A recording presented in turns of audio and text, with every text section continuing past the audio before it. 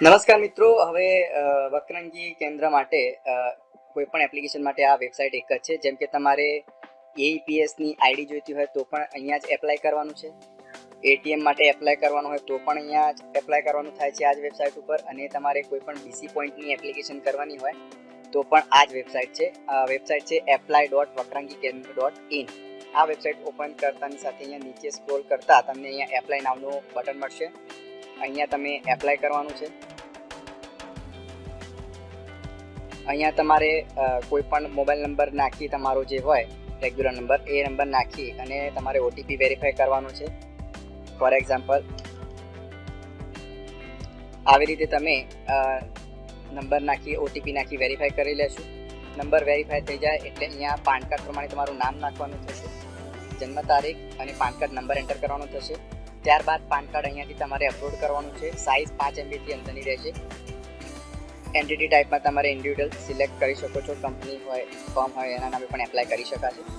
અહીં તમારું first name, middle name, last name PAN card પ્રમાણે ઓટોમેટિકલી આવી જશે. અહીંયા મેલ ફિમેલ જેન્ડર સિલેક્ટ કરીશું, જન્મ તારીખ સિલેક્ટ કરીશું. ત્યારબાદ કરંટ ઓક્યુપેશન એટલે તમારો હાલનો જે બિઝનેસ છે તે અહીંયાથી તમે સિલેક્ટ કરી શકો છો. જે હોય તે અહીંયાથી તમે સિલેક્ટ કરી લેવાનો છે. ત્યારબાદ તમે અહીંયા વક્રાંગી કેન્દ્ર વિશે જાહેરાત, મતલબ વક્રાંગી કેન્દ્ર વિશે તમને માહિતી ક્યાંથી મળી અહીંયાથી સિલેક્ટ કરવાનું રહેશે. ત્યારબાદ તમે કોઈ એક્સ એમ્પ્લોય છો કે નહીં તે અહીંયાથી યસનું કરવાનું છે. ત્યારબાદ તમારો અહીંયા મોબાઈલ નંબર તો ઓલરેડી ત્યાં હતો, અહીંયા આવી જશે. અને અહીંયા ઈમેલ એડ્રેસ નાખીશું, એનો પણ ઓટીપી નાખી વેરીફાઈ કરવાનું રહેશે.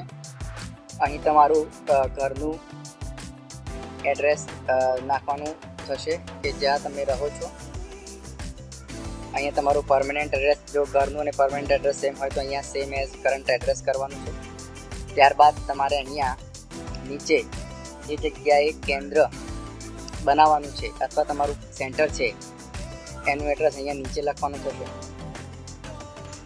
રીફર બાયમાં અહીંયા તમે employ, franchisee, agent, master franchisee કરી શકો છો. કોઈ ના હોય તો તમે અહીંયા નન કરી શકો છો. ત્યારબાદ અહીં તમારે અહીંયા વક્રાંગી કેન્દ્ર મોડલમાં જ્યારે તમે એઈપીએસની આઈડી એપ્લાય કરતા હોય ત્યારે આ 9,999 વાળો પ્લાન સિલેક્ટ કરવાનો. અત્યારે હાલ ફ્રી છે એટલે તમારે કોઈ પણ પૈસામાં ભરવાના નથી. ખાલી આ વેબસાઇટમાં એન્ટ્રી માટે તમારી આ ડિટેલ અહીંયા આ રીતે ભરવાની થશે. પાછળથી પણ કોઈ પૈસા હાલ ભરવાના નથી. અહીંયા તમારી સેવિંગ ખાતાની બેંકની ડિટેલ અહીંયા નાખવાની થશે. બરાબર, આ બધું ભરાઈ જાય ત્યારબાદ અહીંયા સબમિટ એન્ડ પે ઓફલાઈન કરજો. મિત્રો, તમારી એપ્લિકેશન એક વખત સબમિટ થઈ ગયા બાદ તમારા વેરીફાઈડ ઈમેલ ઉપર એક ઈમેલ આવશે. એ ઈમેલ તમને અહીંયા આવી રીતે દેખાશે, FR_onboard કરીને. ના હોય તો તમે અહીંયા તમારા ઈમેલમાં સર્ચ પણ કરી શકો છો. ત્યારબાદ એને ઓપન કરી લઈશું અને આવી રીતનો જે ઈમેલ દેખાય એમાં FA થી શરૂ થતો જે આખો આઈડી છે એને આપણે તમારે કોપી કરી લેવાનો છે. કોપી કર્યા બાદ તમારે જે આપેલું ગૂગલ ફોર્મ છે એને આપણે ઓપન કરી લઈશું. એમાં તમારો અહીંયા FA આઈડી પેસ્ટ કરી દેવાનો છે. ત્યારબાદ તમારો પાન કાર્ડ નંબર એન્ટર કરી દેવાનો છે. નામ, મોબાઈલ, ઈમેલ, ડિસ્ટ્રિક્ટ, તાલુકો અને તમારા સેન્ટરનું પૂરેપૂરું એડ્રેસ લખી દેશો, જેથી જ્યારે તમે કામ કરો ત્યારે તમારે લોકેશનનો કોઈ પ્રોબ્લેમ ના આવે. જો તમે પૂરેપૂરું લોકેશન અંદર એન્ટર નહીં કરો તો લોકેશનના ઇસ્યુ આવશે કામ કરતી વખતે, જેથી તમારા સેન્ટરનું પૂરેપૂરું એડ્રેસ અહીંયા લખવું જરૂરી છે.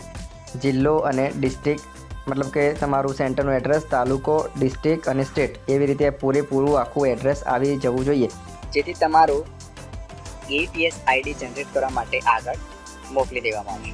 બરાબર, અને એના આધારે તમારું આઈડી તમને રિસીવ થઈ જશે અને એમાં તમે કામ કરી શકશો. અહીંયા અત્યારે હાલ એઈપીએસમાં અપ ટુ ₹11.5 જેટલું કમિશન તમને પર ટ્રાન્ઝેક્શન મળશે. તેમજ મની ટ્રાન્સફરમાં પણ ઇન્ડસ્ટ્રીનું હાઈએસ્ટ કમિશન છે કે જે બાકીની કોઈ પણ એપ્લિકેશનમાં એટલું કમિશન મળતું નથી. અને એઈપીએસમાં પણ ઇન્ડસ્ટ્રીનું હાઈએસ્ટ કમિશન છે કે આટલું કમિશન કોઈ પણ કંપની આપતી નથી. ધન્યવાદ.